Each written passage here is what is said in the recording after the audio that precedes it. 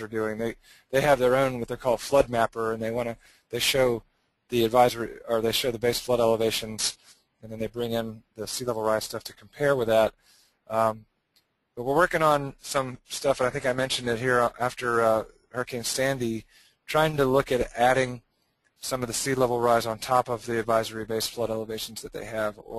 And it might be a good way to start doing that, is because the idea would be we're not really showing future risk when we look at our flood insurance rate maps. They're really only depicting current conditions. So if we can add sea level to that, it might look at not only what kind of freeboard would you need to build if you want to take into account future risk, but what would that look like, horizontally on a map as well, to see if the zones would increase. So that's something that we right now don't have planned to put in the viewer, but we may be looking at some derivative products. It's a good question. Thank you. Okay. Well, we still have a few questions, but I would suggest people send them directly to Doug, and I apologize we weren't able to get to them. And also, Doug, I'll provide you with a copy of all the questions that were asked. Sure.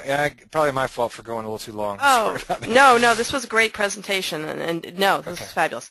And thank you, everyone. Thank you so much, Doug, for a great presentation, and thank you to everyone who participated. We've still got tons of people on who hung in there for all the questions. So thanks again, and I hope everyone has a wonderful afternoon or morning if you're in Australia. And we look forward to your participation on future webinars. Thank you. Okay. Bye.